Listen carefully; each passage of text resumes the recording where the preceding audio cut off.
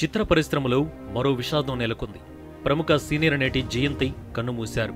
గత కొంతకాలంగా శ్వాస సంబంధిత సమస్యలతో బాధపడుతున్న ఆమె సోమవారం ఉదయం బెంగళూరులోని తన నివాసంలో తుది శ్వాస విడిచారు. ఆమె మరణ వార్తతో తెలుగు, తమిళ, కన్నడ చిత్ర పరిశ్రమలలో విషాద ఛాయలు అలుముకున్నాయి. దక్షిణాది చిత్ర పరిశ్రమ ఆమె మృతి పట్ల తీవ్ర దిగ్భ్రాంతిని వ్యక్తం చేస్తోంది. జయంతితో తమకున్న అనుబంధాన్ని గుర్తు చేసుకుంటున్నారు. నటి జయంతి బళ్ళారిలో జనవరి 6, 1945 శ్రీకాళహస్తిలో జన్మించారు.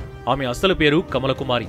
ఆమె తండ్రి బాలసుబ్రహ్మణ్యం బెంగళూరులోని సెయింట్ జోసెఫ్ కళాశాలలో ఇంగ్లీష్ ప్రొఫెసర్ గా పనిచేశారు. తల్లి సంతానలక్ష్మి. ప్రముఖ కన్నడ చిత్ర దర్శకుడు వైఆర్ స్వామి కమలకుమారి రూపురేఖలను చూసి జనుగూడు అనే సినిమా కోసం ముగ్గురు నాయకుల్లో ఒకరిగా ఎంపిక చేశారు. ఇదే ఆమెకు మొదటి సినిమా. అయితే కమలకుమారి పేరు చాలా మందికి అచ్చురాలేదనే ఉద్దేశంతో ఆమె తన పేరును జయంతిగా మార్చారు. సినీ ఇండస్ట్రీకి వచ్చిన మొదట్లో చాలా మంది ఆమెను నిరుత్సాహపరిచినా ఆమె మాత్రం ఎక్కడా కృంగిపోలేదు. పట్టుదలతో ఒక్కో అడుగు వేస్తూ అంచెలంచెలుగా ఎదిగింది. తెలుగు, తమిళ, కన్నడ, మలయాళ, హిందీ, మరాఠీ భాషలలో కలిపి దాదాపు 500కు పైగా చిత్రాలలో నటించి అశేషమైన ప్రేక్షకాదరణ పొందింది.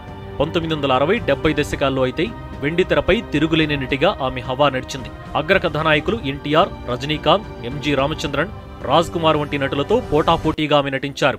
ఇక కన్నడ మెగా హీరో రాజ్ కుమార్ తో అందరు హీరోయిన్ల కన్నా ఎక్కువగా 30 సినిమాల్లో నటించి రికార్డు సృష్టించారు. ఆమె మాతృభాష తెలుగు అయినప్పటికీ కన్నడ చాలా స్పష్టంగా మాట్లాడతారు.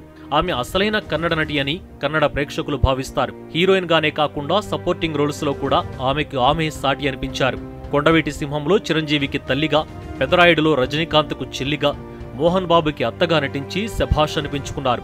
జయంతి తెలుగులో స్వాతికిరణం, శాంతినివాసం, శ్రీదత్త దర్శనం, జస్టిస్ చౌదరి, రాజా విక్రమార్క, కొదమసింహం, దొంగముగుడు, కొండవీటి సింహం, అల్లూరి సీతారామరాజు, శ్రీరామాంజనేయ యుద్ధం, శారద, దేవదాస్ వంటి అనేక చిత్రాల్లో నటించారు.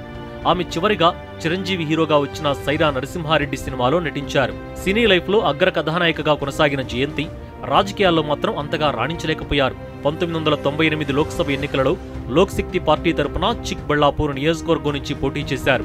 అయితే 3వ స్థానంతో సంతృప్తి పడవలసి వచ్చింది. మళ్లీ 1999లో జరిగిన కర్ణాటక శాసనసభ ఎన్నికలలో కొరటగిరి నియోజకవర్గం నుంచి పోటీ చేసి ఓడిపోయారు.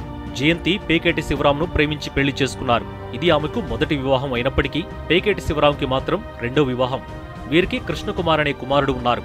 పేకేటి శివరాం కూడా సినీ పరిశ్రమకు చెందినవారే. ఆయన నటులు మరియు దర్శకులు కూడా. దేవదాస్ సినిమాలో ఆయన చేసిన భగవాన్ పాత్రకి మంచి గుర్తింపు లభించింది. చుట్టరికాలు, భలే అబ్బాయిలు, కుల గౌరవం అనే సినిమాలు ఆయన